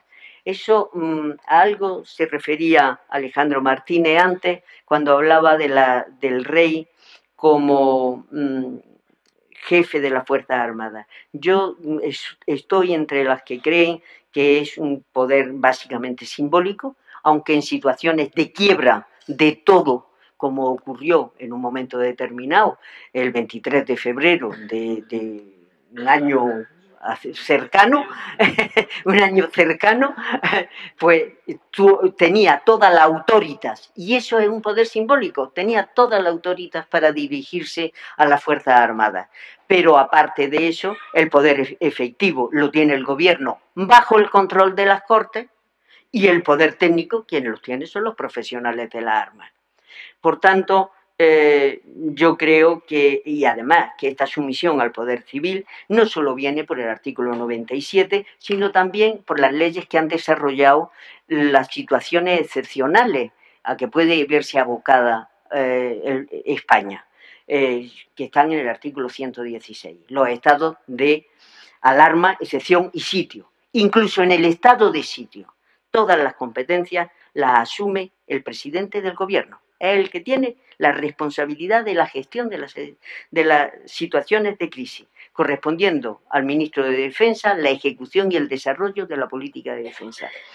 Por tanto, creo que el legislador, cuando ha regulado las bases de la organización militar, aquí también nuestra Constitución derivó al legislador orgánico, eso sí, la ordenación de las Fuerzas Armadas, ha sido extraordinariamente cuidadoso con los condicionamientos constitucionales, del mismo modo que lo han sido unas Fuerzas Armadas que creo que son un ejemplo de lealtad al ordenamiento constitucional que tienen por misión defender. Por tanto, muchas gracias a las Fuerzas Armadas por su labor y muchas gracias a ustedes por su atención.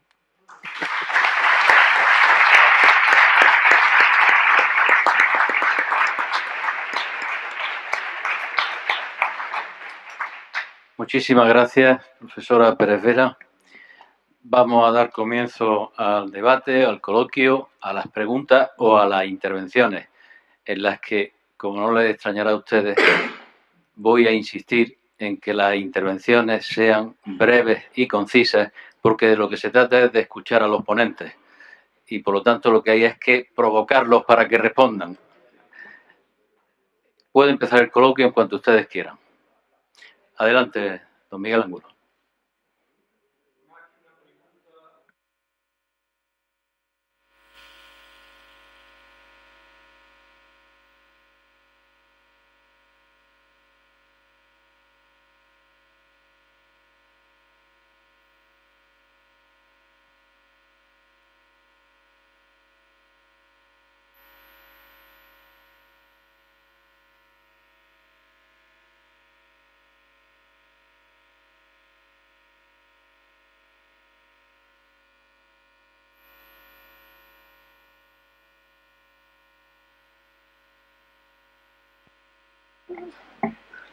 Bueno, pues muchas gracias por la pregunta.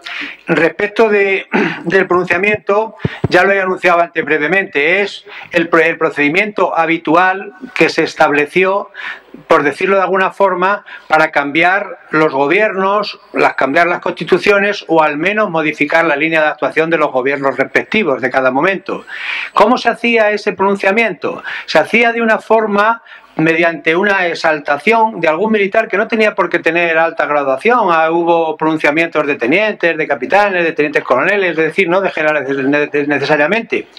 Y se hacía con la pretensión de que fuera poco cruento, es decir, casi todos los pronunciamientos prácticamente no llevaron sangre acarreada. Claro, el problema de decir poco cruento es un poco relativo, porque moría gente, y entonces a los que les pillaba, pues seguramente que dirían que había sido bastante cruento el pronunciamiento de turno, ¿no?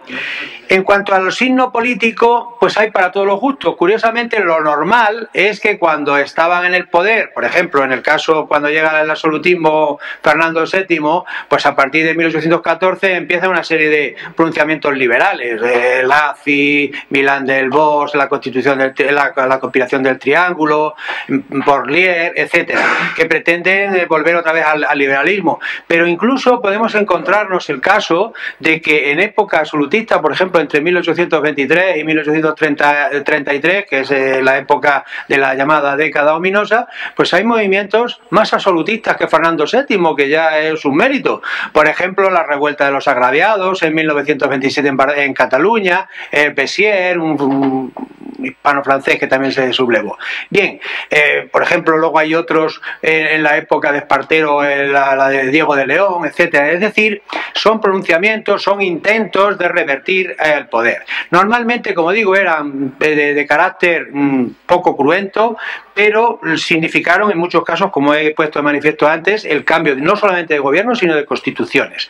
Y luego, los más famosos en cuanto a su éxito, pues indiscutiblemente tenemos el de Riego en 1820, el de los sargentos de la Granja, unos sargentos que consiguieron terminar con el Estatuto Real e imponer de nuevo la Constitución de Cádiz y luego la del 37, la Vicalvarada del 54, la Revolución Gloriosa del 68 y luego la de Martínez Campos, que es la Restauración. Pero luego hubo otros muchos fallidos, como algunos de los que he citado, etcétera, y pues ya en la época en la que he dicho que no había pronunciamientos, pues era famoso Ruiz Zorrilla, por ejemplo, que seguía acérrimo en su intención, y con el general Villacampa, que luego pasó a los Tanguillos de Cádiz, el general de la Villacampa se marcha a Madrid, etcétera, y la hija de Villacampa le dice a Sagasta que le perdone, etcétera, etcétera, ¿no? Eso en cuanto a los pronunciamientos. Y en cuanto a lo de los espadones, sí que es una cosa que me interesaría puntualizar, porque el término espadón indiscutiblemente tiene un matiz peyorativo. Tiene el matiz peyorativo de que son gente militarota que se mete ahí, que usurpa el poder, poco menos. Y eso es una falsedad total. Primero porque los que hemos llamado espadones y los que han pasado a la historia como los espadones, que he citado aquí los 5 más importantes, Espartero, Narváez, O'Donnell, Prim y Serrano, pues eran gente que primero, indiscutiblemente habían conseguido, tenían un valor rayano en la temeridad, es decir, que desde su tierna infancia, como digo, militar, desde luego se habían caracterizado por un valor enorme. En esa época las guerras se hacían con los jefes al frente de las fuerzas, pero dando el pecho por el descubierto.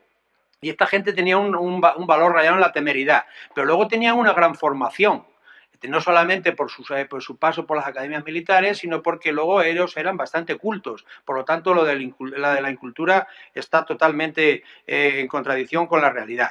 Y luego, por otra parte, esta gente accedía al poder, como que me parece que Alejandro Martínez ya lo ha indicado, porque los partidos políticos, estos que hemos ido citando, el Partido Moderado, el Partido Progresista, luego más adelante el Conservador, el Liberal Fusionista, aunque en esa época ya no había tantos, lo que ocurría simplemente es que eran unos partidos que eran de élites, pero no tenían gente detrás de ellos. Y entonces, en una época convulsa, las guerras carlistas, etcétera, etcétera, los mismos pronunciamientos, las personas exitosas en esas guerras carlistas, como era, por ejemplo, el caso de Espartero, luego más adelante O'Donnell, etcétera, con la guerra de África, etcétera, pues eran, digamos, llamados por esos partidos para que se pusieran al frente de ellos y no tuvieran ninguna contestación. Había, lógicamente, algunos civiles importantes como Salustiano Olózaga, Rivero, etcétera, varios, el propio Cánovas, etcétera, que eran gente brillantísima, pero no tenían ese halo para ponerse al frente de los gobiernos.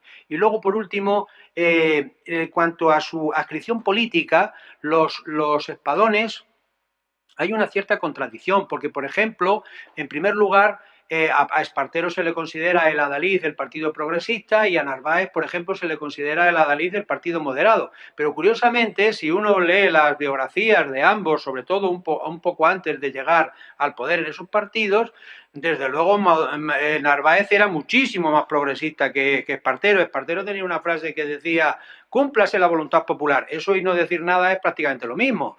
Pero en cambio, pues fue el adalid del Partido Progresista. Y en cambio, Narváez, que era bastante más progresista de lo que ha pasado a la historia, pues en cambio es el adalid del Partido Moderado. Por lo tanto, eso es un matiz importante. Y luego, como digo, lo más importante es que indiscutiblemente esos espadones, que he citado los más importantes, pero se pueden citar otros como los hermanos Gutiérrez de la Concha, Pavía, los dos Pavía y Lazo y Pavía Alburquerque, el propio Martínez Campos, luego ya más adelante Polavieja o Beyler, pues eran gente de mucho prestigio y que desde luego están muy alejados del término ese peyorativo que lleva la palabra espadón. ¿Alguna intervención más? Don Francisco Martín, ¿recuerda?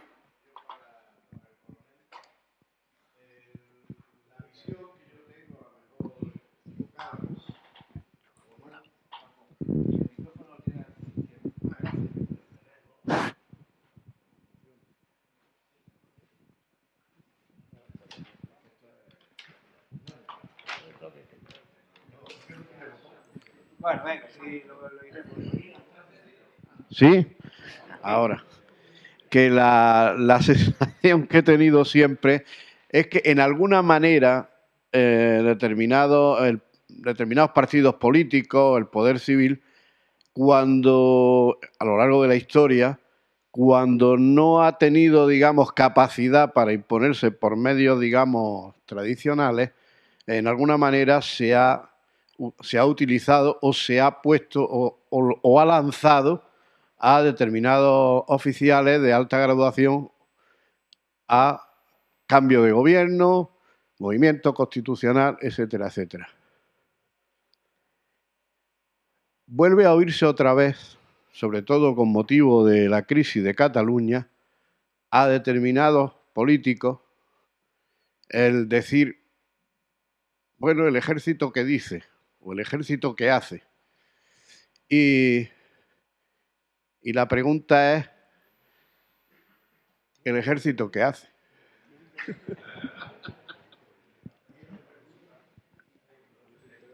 Como es lógico, no soy yo la persona más adecuada para contestar esa pregunta. Porque el ejército, como ha quedado aquí, creo que de forma manifiesta, está ahora siguiendo las normativas que existen en la Constitución y, desde luego, esa historia que hemos contado aquí del siglo XIX no se parece en nada a la actual. Con lo cual, pues evidentemente, la contestación, yo no puedo decir nada más que lo que marcan las leyes, y en este caso la ley fundamental, que es la Constitución. No sé si defraudo la expectativa, pero... Si se me permite... Un momentito, hay... No. No, yo simplemente reforzar lo que ha dicho. El ejército hace lo que tiene que hacer. Y si me permiten, lo que le manda es que no puede hacer otra cosa, porque si no vaya... Si tenemos el país que tenemos, imagino...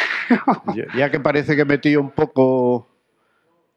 Parece un tema extraño, lo que sí es cierto es que yo siempre, a nivel de relaciones, amistad, ha sido tajante, ¿no? El ejército está a disposición del gobierno. Eso está claro. No hay otra. Y lo importante, yo esperaba eso, un tajante. Hay varias manos que quieren intervenir, pero por favor un instante, que quiera hacerlo el presidente del Club de la Constitución. No, yo solamente quería decir a mi querido amigo Paco, que siempre hace preguntas, afortunadamente también, porque es un sitio, un foro de debate, incisivas, y quería decir que a mi querido amigo Paco Martín Recuerda, que siempre es muy incisivo en sus preguntas, que creo que la contestación está muy clara en lo que ha sucedido en los últimos meses, en la aplicación del artículo 155 y cómo los partidos constitucionalistas han mantenido y siguen manteniendo esta disposición, contesta perfectamente esa pregunta. Yo creo que el ejército, si hace algo, no es más que con su actitud defender perfectamente y dar fe de esa defensa del orden constitucional. Y yo me gustaría decir solamente una cosa, y es que yo no creo que ha habido una institución más leal a España en los últimos 40 años que el ejército en su actuación y en su servicio a España. Gracias. Teniente general. Sí, es 15 segundos, quizá para aclarar. La propia pregunta de ¿el ejército qué hace? Da un determinado grado de autonomía al ejército que el ejército no tiene. Por lo tanto, el ejército lo que hace es lo que ha hecho siempre, estar a disposición del gobierno de la nación. Tiene sus planes, pero a disposición del gobierno de la nación, por supuesto. Yo me permito añadir que el artículo 97 de la Constitución está clarísimo.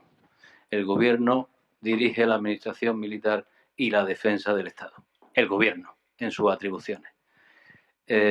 Había don Manuel Ramírez, por favor, ahora iré dando otras palabras. Don Manuel Ramírez. Buenas tardes. Evidentemente, coincido de manera, como no puede ser de otra manera, en que el ejército, ¿qué es lo que hace? Lo que tiene que hacer.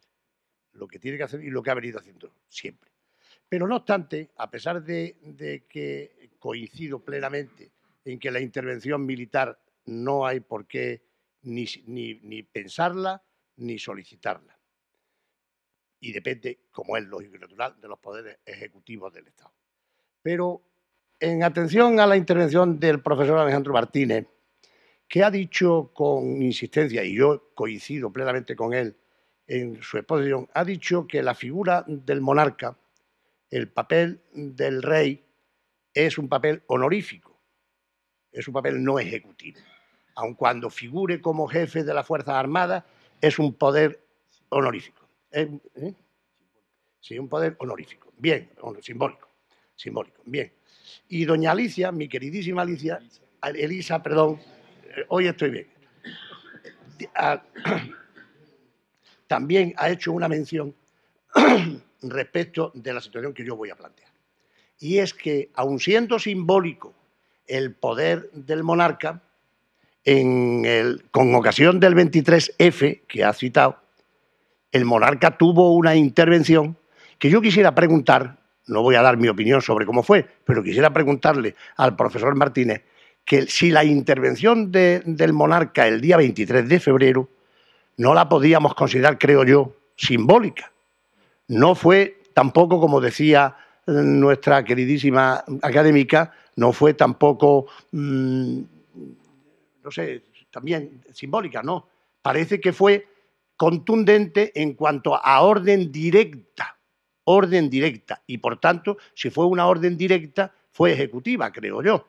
No solo es que salió a las 2 de la mañana diciendo, señores militares, vuelvan ustedes a sus casas, sino que de manera directa y por vía reglamentaria le ordenó al capitán general de Valencia, por ejemplo, que retorne usted las fuerzas a sus cuarteles y venga usted mañana aquí que le voy a llamar la atención, hombre, como es debido. Bueno, pues entonces mi pregunta es, ¿quiebra un poco el concepto de simbólico ese acto o no? Pregunto. Sí, además un placer responder a don Manuel Ramírez, que además de abogado y académico es padre de uno de mis mejores amigos, por cierto. Pero bueno, sí, tienes razón, pero vamos a ver, estamos hablando del golpe de Estado. Yo muchas veces me acuerdo más de Eurico, si me permiten, el golpe de Estado en el 81, ¿no? Estamos hablando de 1981. Entonces, claro, dos cuestiones. Primero, el periodo.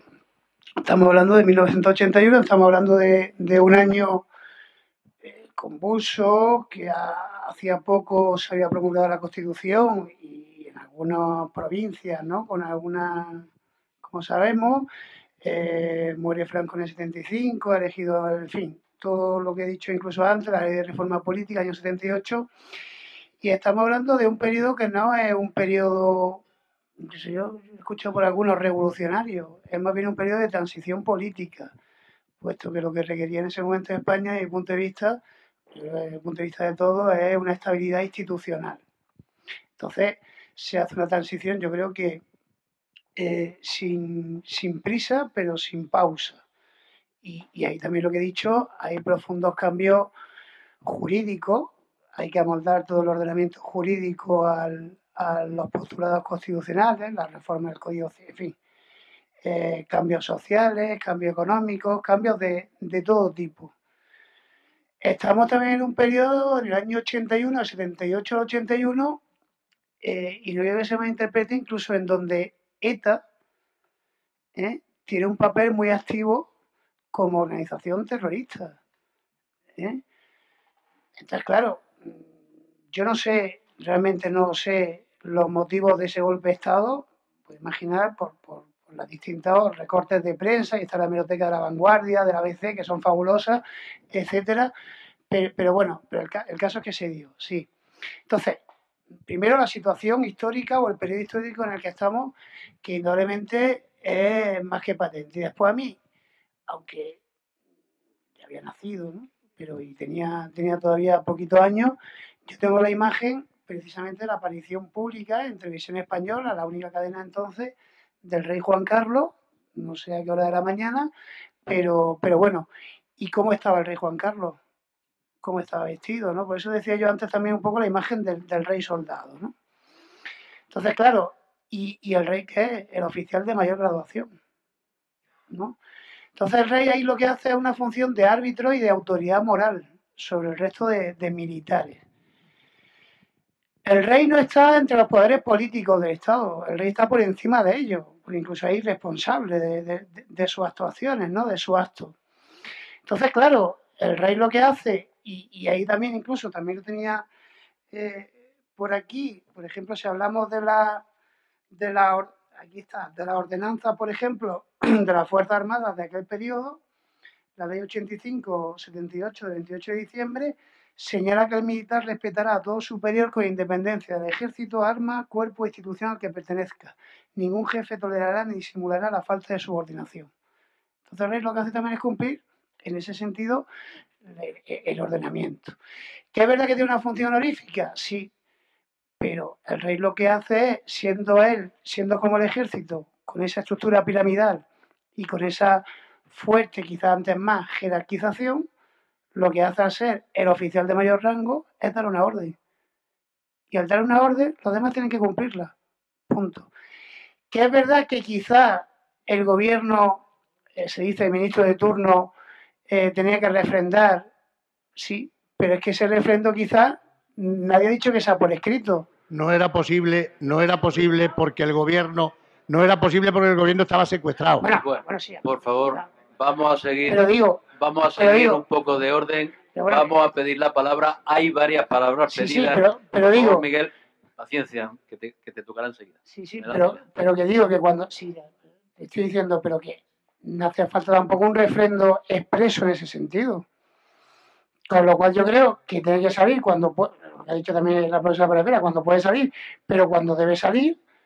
Y lo que hace simplemente es...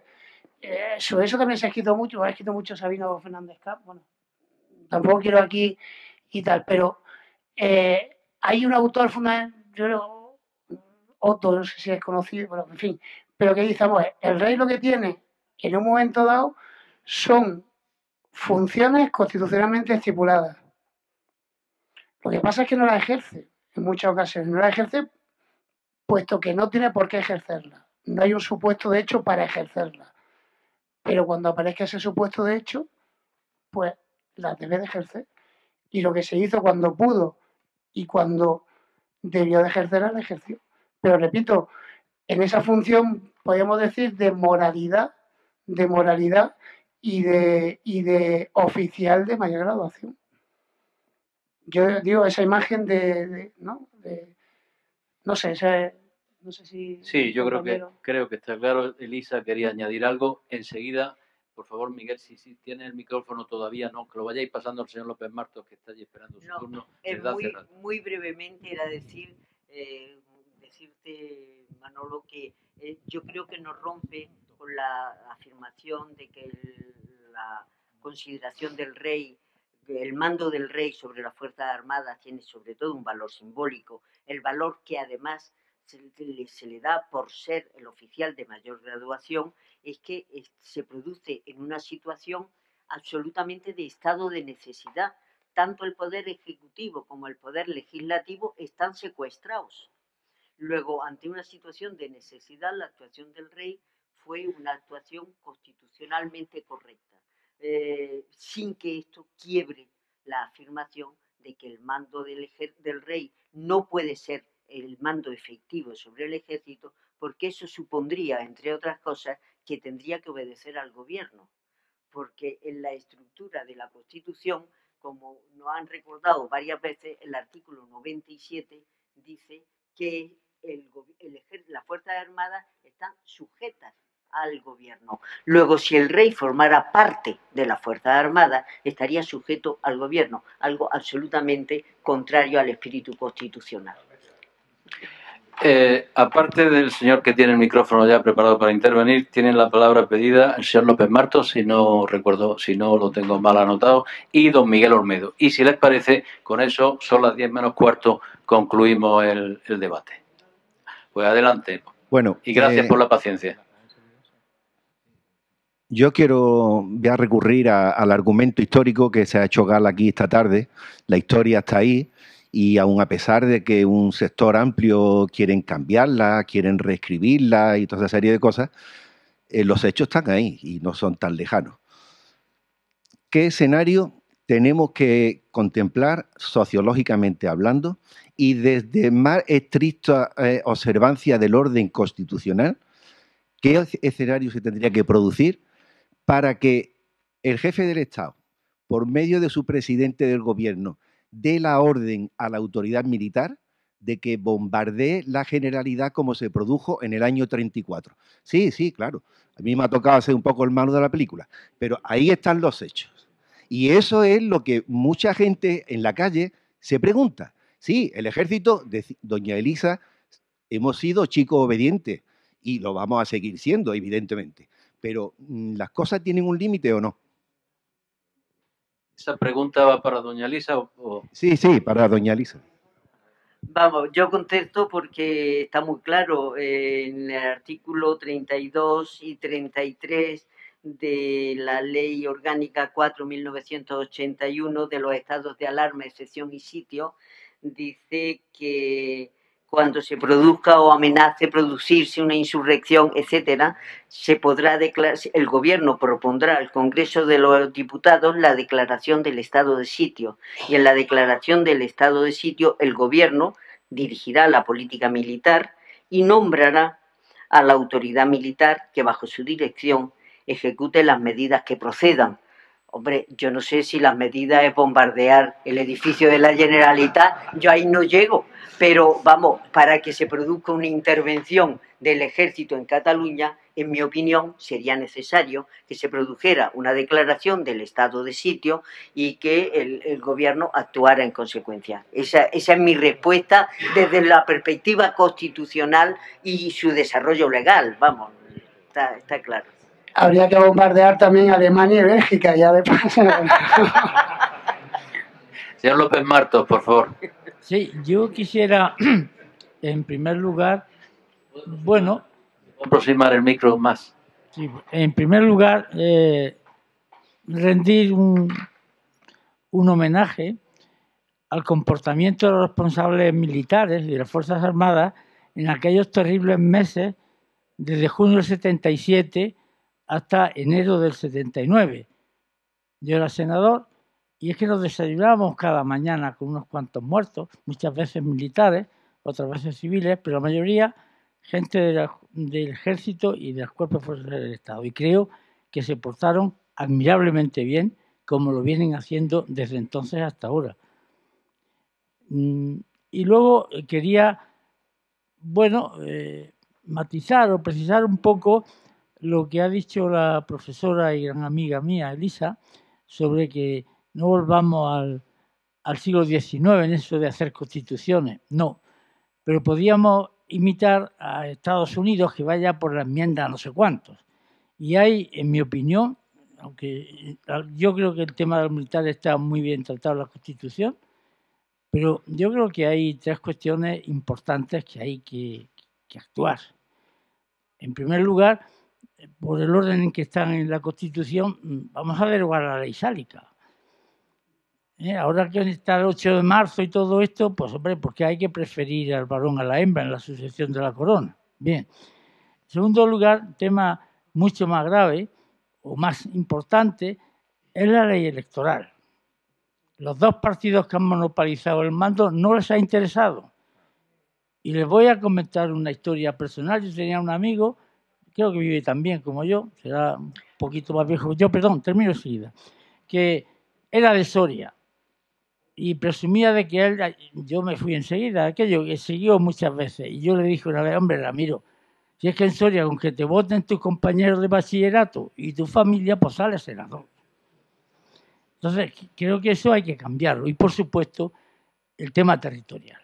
Jamás dos héroes de la transición como Felipe González y Adolfo Suárez, con otros 3 o 4, pensaron ni se dieron cuenta de lo que nos podía costar el Estado autonómico. Y hace falta echar esa cuenta. Y si hay que reducir a la mitad los diputados regionales, pues vamos a reducirlos. Porque si no nos los podemos costear, no hace falta. Nada más. Gracias. Ha sido una opinión, no una pregunta, por lo tanto, muchísimas gracias. Y pasamos la... ¿Quieres añadir algo? No, era decir decirle a Juan que no estoy en desacuerdo en absoluto con él. Es más, he dicho que el artículo 168 es un artículo para la no reforma, de lo difícil que es. Por lo tanto, en mi opinión, aunque no sea nada elegante, habría que utilizar los mecanismos del 167 para modificar el 168, que no está en el núcleo duro, y hacer posible la reforma. Cada vez que lo digo, los constitucionalistas se me echan al cuello, porque dicen, eso no es elegante. Y yo creo que ha llegado un momento en que pasamos de elegancia. Yo creo que si no modificamos el mecanismo de reforma del 168, esa reforma, Juan, que llevas toda la razón del mundo, que habría que abordar, se convierten en una labor de Hércules y más allá. Imposible prácticamente. A ver, le queda la última palabra, la de don Miguel Olmedo. Si pueden pasar el micro para adelante. Juan, por favor, el micro hacia adelante, por favor, la colaboración. Don Miguel Olmedo cierra las intervenciones o preguntas. Gracias. Desde luego felicitar tanto al Club de la Constitución como a los ponentes por sus intervenciones, al Club y a su directiva por la iniciativa de esta charla que cierra, ¿no?, el ciclo de actividades de este curso. Y yo quería únicamente intervenir muy rápidamente en torno al tema del 23F y el papel, ¿no?, del rey, de don Juan Carlos, en su intervención famosa, dando órdenes a los sublevados para que depusieran su actitud. Mi convicción era que en la situación en la que se encontraba, esa orden era formalmente inconstitucional, que el refrendo también era, no sé si inconstitucional o aconstitucional, eso ya vamos a dejarlo para otra, porque se basaba en una orden para la cual la Constitución no otorgaba atribuciones al jefe del Estado, naturalmente, ¿no? En ese sentido, pues la apreciación de que su carácter, de que su función es meramente simbólica y honorífica, está más que clara, ¿no? Pero me pregunto por qué esa orden no vino del gobierno provisional que se formó, estando los ministros secuestrados, los integrantes de los ministros, de un gobierno de sus secretarios que sí se materializó, y por qué, desconozco cuál era entonces la estructura del Ministerio de Defensa, y por qué esa orden no fue dictada o bien por ese gobierno provisional de sus secretarios o bien por el correspondiente subsecretario del Ministerio de Defensa, si es que existía. Digo que desconozco cuál sería entonces la estructura orgánica del Ministerio de Defensa. Y lo cual, por cierto, teniendo además aquí a un fiscal y a un magistrado sentados en el público, tiene sus trascendencias penales, y a Inmaculada Ramos, que también es profesora de Derecho Penal, y es que no podrían ser acusados ni procesados por desobediencia, porque la orden era inconstitucional. Solo eso, gracias. Por alusiones. Por alusiones.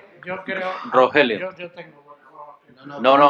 Que no se te escucha, Rogelio, por favor. Yo discrepo de Alejandro, y yo somos buenos amigos y hemos tenido un segundo. Las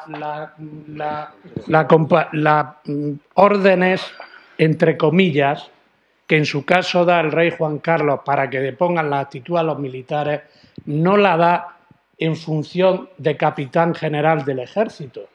Por eso ni es inconstitucional, ni es legal, ni es nada.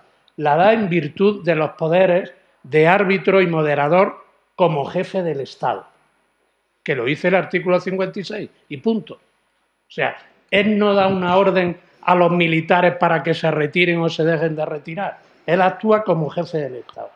Y la orden, entre comillas, es una orden que nace del poder que tiene como moderador y árbitro de las instituciones del Estado, porque lo dice el artículo 56, y punto. El rey no tiene más funciones constitucionales que las que dice el artículo 61. Y luego la que nace de ese poder de árbitro y moderador. Pero no la da como jefe. Claro, pero en cualquier caso, como máxima autoridad militar. Esas funciones serían de moderación, no atribuciones ejecutivas, ¿no? Pregunto. Yo sí. Penalista, estamos en universidad, hombre. Yo ahí. Yo creo que han quedado claras las posiciones. Sí, ¿me permite el moderador un momentito? Claro que sí, Alejandro. Por favor. Rogelio, disciplina, por favor. Disciplina. Parece que el teniente general ha cogido el micro, pero por casualidad o porque quiere decir algo. General, ¿tiene el micro? Ah, vale, casualidad. Bien.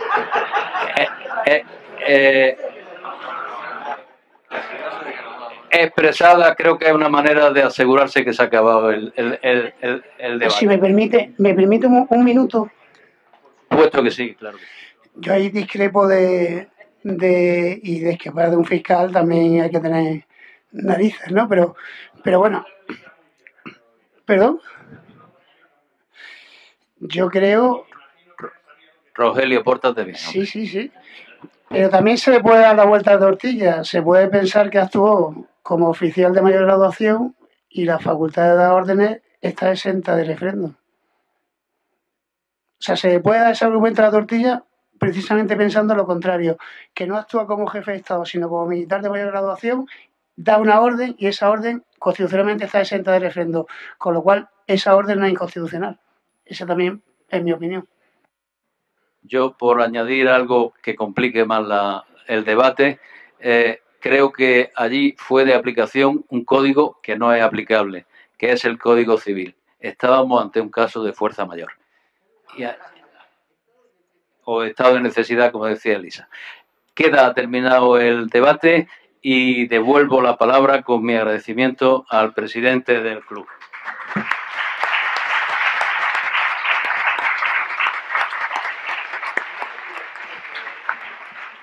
Muy bien, muchísimas gracias, Rafael. Bien, queda demostrado que el club es un sitio de debate, es un lugar de debate libre y sobre todo es un lugar de amigos. Por eso muchas veces pues, nos dirigimos con gran amabilidad y con gran confianza. Todos los que estamos aquí esta noche nos vemos muchas veces a lo largo del año en las sesiones del club y eso hace que en ocasiones pues, nos saltemos algunas normas que son en ocasiones también de obligado cumplimiento. Quiero terminar ya muy rápido porque no da lugar, por supuesto, a mucho más. Fundamentalmente, en primer lugar, quiero agradecer al teniente general jefe del MADOC el haber podido facilitar esta mesa de hoy. Quiero agradecer también al codirector del Centro Mixto de la Universidad Granada MADOC el haber puesto todos sus medios para que se realice esta mesa. Quiero, evidentemente, agradecer las magníficas ponencias que nos han traído esta tarde aquí y las magníficas disertaciones de nuestros ponentes. Quiero agradecer la moderación de don Rafael López Cantal y quiero agradecer la presencia de todos ustedes y solamente una petición, una única petición.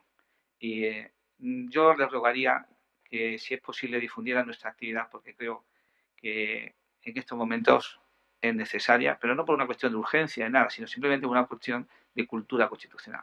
Creo que es necesario que nuestros conciudadanos conozcan la Constitución, vengan aquí, oigan cómo los expertos hablan de la Constitución y vean lo importante que la Constitución es para nuestra vida social diaria y para llevar adelante el proyecto común que es España. Con esto terminamos, no sin antes